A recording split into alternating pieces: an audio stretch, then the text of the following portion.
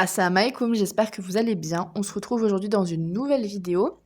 Donc pour ceux et celles qui sont abonnés à ma chaîne depuis quasiment le premier jour, vous savez que à part le Coran et la sira du prophète sallallahu alayhi wa sallam, vous savez que je suis passionnée de lecture et qu'un de mes livres préférés que je ne peux pas lire sans pleurer est cette pépite, les plus beaux récits des savants de la Sunna.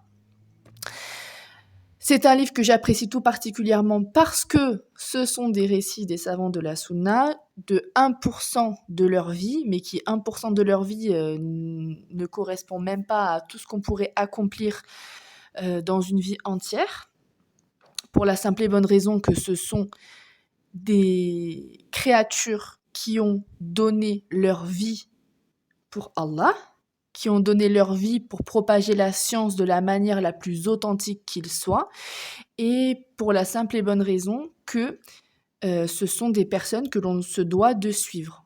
Au premier cas desquels Al-Bukhari. Je vous ai déjà lu l'histoire, donc je vous ai déjà lu une partie de ce livre qui est l'histoire de l'imam Ahmed que vous pouvez retrouver dans mes toutes premières vidéos.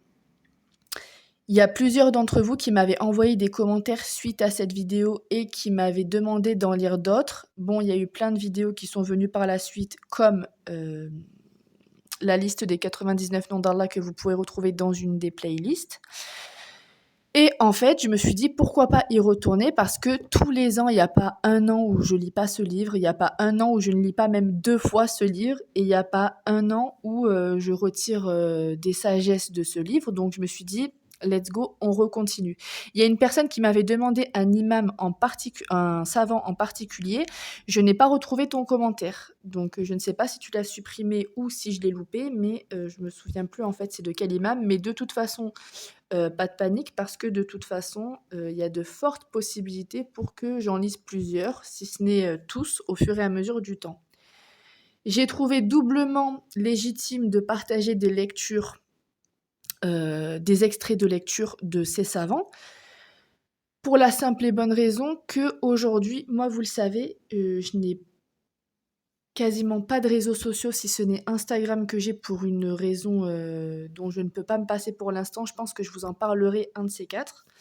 Mais je vous conseille, il me semble que c'est dans les paramètres ou dans je sais plus, mais vous pouvez vous demander à ce que vous ayez des notifications au bout d'un certain temps d'utilisation. Moi, j'ai mis 1 heure parce que voilà, j'en ai besoin à peu près d'1 heure et encore. Mais au-delà d'1 heure, voilà, parce que déjà 1 heure sur 30 jours sur un mois, ça fait déjà 30 heures, et 30 heures, il y a déjà à quoi faire. Donc regardez, je pense que vous avez la moyenne quotidienne de votre utilisation. Regardez et baissez au petit à petit, sinon il y a pas de réseaux sociaux. Pour la simple et bonne raison que, on entend des énormités sur nos savants. Je ne sais pas si vous avez entendu les énormités que j'ai entendues de personnes dont je ne citerai pas le nom et qui ne sont absolument pas et ne seront jamais et n'auront jamais l'opportunité d'être légitimes pour parler de serait-ce que d'1% de la vie de nos savants, qu'Allah leur donne le Firdaus. Donc c'est quand même incroyable. Donc d'autant plus, je me dois de lire ce livre et de le partager et de le propager. 1% de la vie, les récits qu'il y a là-dedans, ce sont des récits donc de grands savants qui représentent 1% de leur vie. 1% de leur vie, on ne pourra jamais l'atteindre avec tout le travail qu'on peut fournir dans une vie. Si on arrêtait de travailler, si on se mettait à 100% dans la science et si on travaillait jusqu'à notre vie entière, on n'atteindrait pas 1% de leur vie.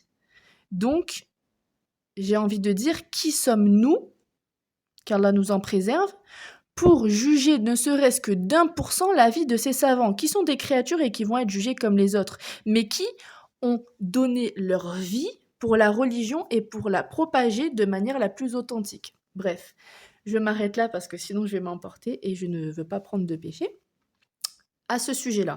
Même s'il y a énormément de choses à dire, mais bon bref, dites-moi en commentaire ce que vous en pensez parce que c'est intéressant. C'est intéressant de savoir. Donc aujourd'hui, on va lire. Je vous remontre le sommaire Et s'il y en a que vous voulez que je lise en priorité, je m'en ferai un grand plaisir, Inch'Allah, bi'idhnillah. Évidemment, n'hésitez pas à vous abonner, à commenter, à liker, à partager pour me donner un petit peu plus de force, Inch'Allah, bi'idhnillah. Donc voilà, il y a ces savons. Donc s'il y en a un que vous voulez que je vous lise, il n'y a aucun problème. Vous savez que moi, lire, je pourrais vous lire des livres de 1000 pages, mais effectivement, il y a des points plus intéressants à aborder dans chaque vidéo. Donc, je vous avais lu l'imam Ahmed. Aujourd'hui, on va faire l'imam al-Bukhari. Inch'Allah, bi'inillah. Donc, bismillah. Al-Bukhari. Un homme vient de revenir d'un voyage à Bukhara où il avait une affaire personnelle à régler. Un autre homme du nom d'Ibn Munir lui demande « Es-tu parti voir Abu Abdallah al-Bukhari » ? « Non, répond l'autre. Ibn Munir le chasse alors et lui lance « Après un tel acte, il n'y a plus aucun bien en toi. En effet, tu es allé jusqu'à Bukhara et tu n'as pas visité Abu Abdallah Mohammed ibn Ismail al-Bukhari. » Voici le récit de l'imam des savants du hadith, l'auteur du livre considéré par les musulmans comme le plus authentique après le livre d'Allah Azzawajal, le récit du maître, de l'érudit, du commandeur des croyants dans le hadith, Mohammed ibn Ismail ibn Ibrahim ibn al-Mughira, surnommé al-Bukhari, en référence à sa ville natale, Bukhara. Mohammed ibn Ismail al-Bukhari est né après la prière du vendredi, le 13 Shawwal de l'an 194 hégirien, 20 juillet 810 grégorien, dans la ville de Bukhara du Khorasan, située aujourd'hui en Ouzbékistan. Son père, Ismail ibn Ibrahim, qui était un érudit du hadith pieux et dévot, fréquenta les assises des savants.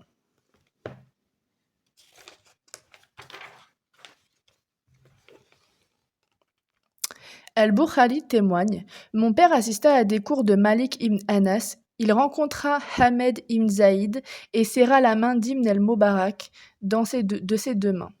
Quant à sa mère, elle était une fervente adoratrice, une femme courageuse qui dut se charger de son enfant à la mort de son époux. Elle fut encore éprouvée lorsque Mohammed ibn Ismail al-Bukhari, très jeune encore, perdit la vue. Ainsi, Mohammed ibn Ahmed ibn al-Fadl al-Balkhi rapporte avoir entendu son père dire « Mohammed ibn Ismail perdit la vue au cours de son enfance. Sa mère vit dans un rêve Ibrahim alayhi salam, l'ami intime d'Allah azawajal, lui dire « Ô toi, certes Allah a rendu la vue à ton fils suite à tes nombreux pleurs ou à tes nombreuses invocations. Et en effet, le lendemain matin, Allah azawajal rendait la vue à son garçonnet. » Subhanallah. Enfant, il étudia à l'école coranique et à l'âge de 5 ans environ, il se sentit attiré par la science du hadith. Mais ce fut vers sa 10e année que le jeune Mohammed ibn Ismail se consacra entièrement à ce noble savoir dans les assemblées d'ad-Dakhili, entre autres. Très jeune, il se distingua lors de l'une de ses assises. Le Shir nous rapporte cet épisode de son enfance. Un jour, lors de sa lecture, ad-Dakhili dit « Soufiane, d'après Abu az-Zubayr, d'après Ibrahim. » Je lui dis « Certes, Abu az-Zubayr n'a pas rapporté de hadith d'Ibrahim. » Il me gronda alors. Je répliquai « Retourne consulter le livre original. » Il partit vérifier, puis revint et me demanda « Comment est-ce en ce cas, jeune homme ?» Je répondis « C'est Az-Zubayr ibn Adi, d'après Ibrahim. » Il prit alors mon kalam et corrigea son livre en disant « Tu as dit vrai. » On demanda à Al-Bukhari « Et quel âge avais-tu à l'époque des faits ?» Il répondit « J'avais alors 11 ans. Arrivé à 16 ans, j'avais appris les livres d'Ibn al-Mubarak, de Waqi, et je connaissais les avis des jurisconsultes. Puis je voyageai avec ma mère et mon frère Ahmed à la Mecque. Après avoir accompli mon pèlerinage, mon frère s'en retourna avec notre mère. Quant à moi, je restai là-bas afin d'étudier la science du hadith. Très tôt, et comme le firent ses illustres prédécesseurs, Al-Bukhari arpenta les routes du califat en quête de science. Il dit à ce sujet « J'ai rencontré plus de 1000 hommes, des gens du Hijaz, d'Irak, du Chem, d'Égypte. Je les ai rencontrés plus d'une fois. Les gens du Chem, d'Égypte et de la péninsule arabique 2 fois, les gens de Bassora 4 fois, les gens du Hijaz 6 années. Je ne compte plus combien de fois je me suis rendu à Koufa et à Bagdad en compagnie des savants du hadith du Khorasan. Le garçon qui participait à ces assemblées à travers le monde musulman, bien que de nature discrète et parfaitement éduqué, n'était pas de ceux que l'on oublie avec le temps. De la même manière que le soleil finit toujours par percer les nuages, son extraordinaire capacité de mémorisation et sa grande intelligence finissaient toujours par éclater au grand jour. Ainsi son scribe rapporte avoir entendu Hachad ibn Ismaïl et un autre dire.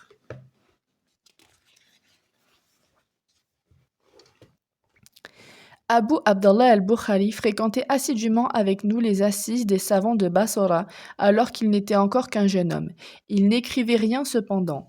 Quelques jours plus tard, nous lui dîmes: Tu fréquentes les mêmes assemblées de sciences que nous, mais nous ne te voyons pas écrire. Que fais-tu donc? Il nous répondit: Vous m'en demandez trop et insistez beaucoup. Apportez-moi ce que vous avez écrit. Nous sortîmes alors tout ce que nous avions. Il y avait là plus de 5000 hadiths. Il les récita tous par cœur, à tel point que nous nous mîmes à corriger nos livres en nous fondant sur sa mémoire. Puis il dit: Vous pensiez que j'assistais au cours en pure perte et que je gaspillais mon temps? Nous sûmes alors que personne n'était à son niveau. Encore imberbe, ayant à peine 17 ans, Al-Bukhari était poursuivi dans les rues de Bassora par des spécialistes en quête de hadith. Harcelé de questions, forcé à s'asseoir en pleine rue pour leur répondre, il voyait apparaître des milliers de gens qui s'agglutinaient autour de lui. Du reste, sa renommée l'avait précédé dans cette ville, il raconte. Lorsque je suis arrivé à Bassora, je me suis rendu aux assises de Bundar. Quand ses yeux se sont posés sur moi, il demanda: D'où vient ce jeune homme? Je répondis: De Bukhara. Il reprit: Comment as-tu pu délaisser Abu Abdallah? Je me tus alors. Des gens présents lui dirent: Qu'Allah te fasse miséricorde, c'est Abu Abdallah en personne. Il se leva, me prit par la main et me serra dans ses bras. Puis il dit: Bienvenue à celui que je vante depuis des années. Al-Bukhari eut de nombreux enseignants, dont l'imam Ahmed, qu'il sélectionnait en fonction de leurs croyances et de leur honnêteté. Il dit à ce sujet: J'ai noté des hadiths venant de 1080 hommes. Parmi eux, il n'y avait que des gens du hadith. Tous disaient: La foi est parole et acte. Elle augmente et elle diminue. Quant à ses élèves, on citera entre autres Abu Isa at-Tirmidhi, Abu Hatim et An-Nasa'i. Un autre de ses disciples, Muslim, auteur aussi d'un sahih bien connu, se rendit un jour auprès du cheikh et lui dit: Laisse-moi t'embrasser les pieds, ô professeur des professeurs, maître des spécialistes du hadith, médecin des défectuosités du hadith. Il lui dit aussi: Ne te déteste qu'un jaloux, j'atteste qu'en ce bas monde, il n'y a personne qui te soit comparable. De fait, ces assemblées étaient recherchées. L'un de ses contemporains a dit: Mohammed ibn Ismaïl était à Bagdad et je participais à ses cours. Durant son assise, 20 000 personnes étaient rassemblées. Subhanallah. 20 000 personnes. Subhanallah. Doux et pédagogue, il savait apaiser ses élèves. Il récita un jour un grand nombre de hadiths à l'un de ses étudiants. Craignant qu'il ne se lasse, il lui dit: Réjouis-toi, les gens qui aiment les distractions sont occupés à se distraire, les fabricants sont dans leur fabrique, les commerçants dans leur commerce. Quant à toi, tu te trouves avec le prophète sallallahu alayhi wa sallam et ses compagnons. Cet homme, qui tout le long de sa vie collecta des hadiths authentiques, faisait preuve d'une grande piété, une crainte d'Allah Azzawajal que l'on retrouve dans son ouvrage phare, El-Jami' al-Sahih al-Musnad, qu'il réalisa en 16 ans. Près de 600 000 hadiths furent minutieusement scrutés, leur chaîne de transmission passée au crible, pour ne conserver que 7 377 hadiths authentiques, qui composeront l'ouvrage le plus véridique après le livre d'Allah Azzawajal. Ainsi, Al-Bukhari a dit: J'ai compilé cette œuvre sur une période de 16 ans.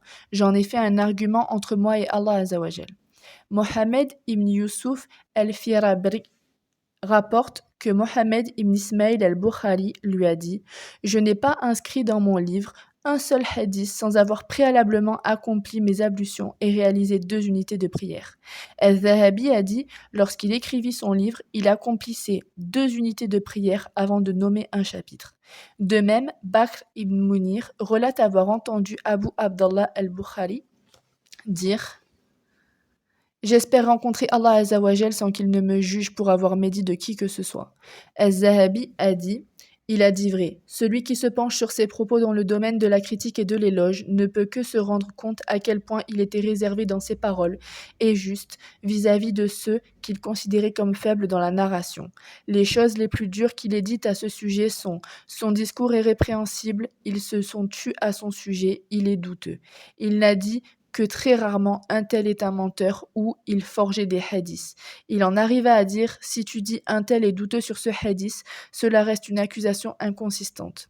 C'est le sens de sa parole. J'espère rencontrer Allah Azzawajal sans qu'il ne me juge pour avoir médit de qui que ce soit. C'est le summum de l'abstinence. De même, Al-Hussein ibn Mohammed As-Samarkandi a dit: Mohammed ibn Ismaïl avait 3 qualités spécifiques, en plus de ses qualités louables. Il parlait peu, il ne convoitait pas les biens des autres et ne s'occupait pas des affaires des gens. Toute sa personne était concentrée sur la science. Soulignons aussi cet épisode qui nous montre l'importance qu'il accordait à sa réputation. Non pas qu'il craignit les diffamations du fait des blessures qu'elles peuvent infliger à notre orgueil, mais il était conscient que l'écriture d'un livre aussi authentique impliquait qu'il soit au-dessus de tout soupçon et que jamais ne soit portée sur lui une accusation d'un noble ou d'une crapule. Aussi, El-Ejlouni rapporte qu'une fois, El-Boukhali, lors de l'un de ses voyages dédiés à sa recherche de la science, embarqua sur un navire.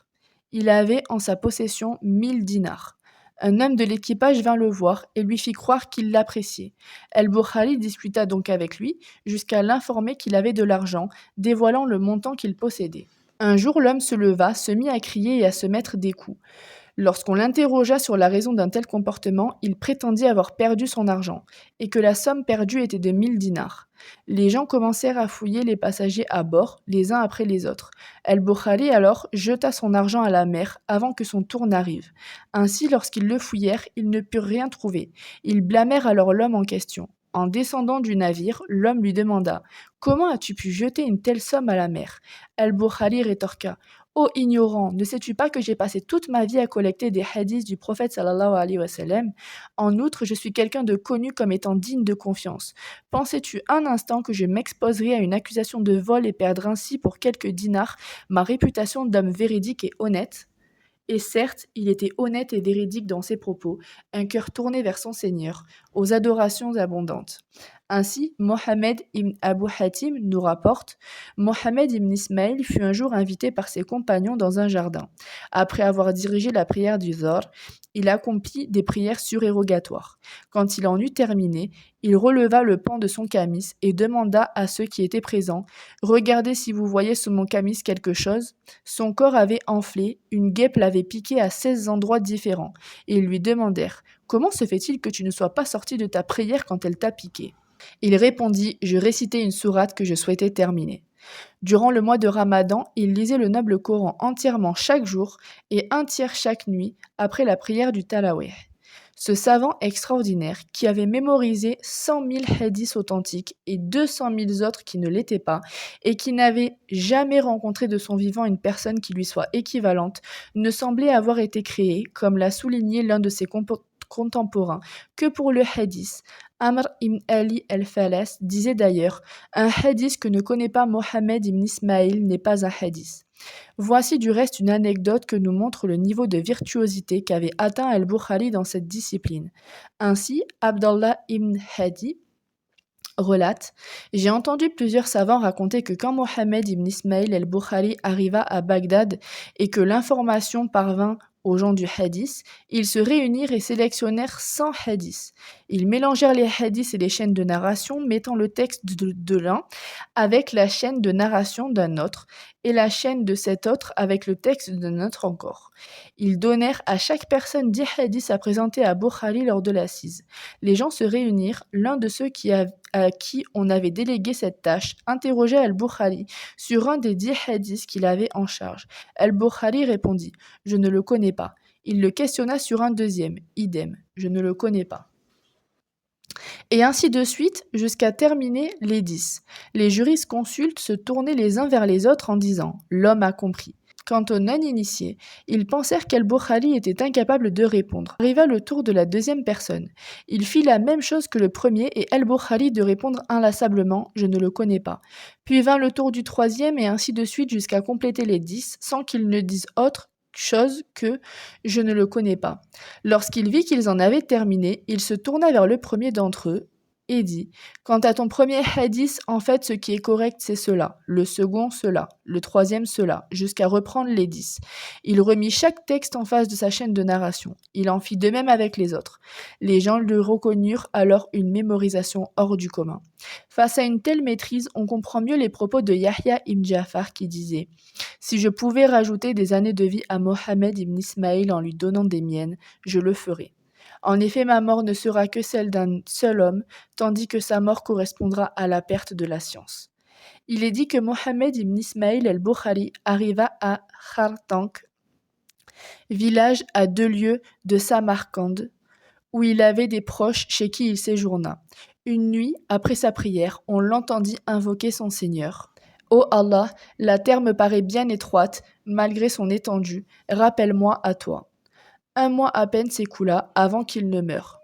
El-Bukhari mourut au cours de la nuit de l'Aïd el-Fitr. Il fut enterré le lendemain après la prière du Dhuhr. C'était l'an 256 de l'Hégire, 1er septembre 810 grégorien. Il vécut 62 ans à 13 jours près, qu'Allah lui fasse miséricorde. Lorsqu'il fut mis en terre, une odeur très agréable se dégagea de sa tombe, meilleure que celle du musc. Ceci dura plusieurs jours. Subhanallah. Ça fait un truc au cœur, hein. Subhanallah, subhanallah. Alhamdulillah. J'espère que cette vidéo vous a plu. Encore une fois, n'hésitez pas à vous abonner, à commenter, à liker, à partager pour me donner un petit peu plus de force, Inch'Allah bi'idhnillah. N'hésitez pas à me dire quel savant vous voulez que je lise, si ça vous intéresse. Et on se retrouve bientôt, Inch'Allah, dans une prochaine vidéo. Salam alaikum.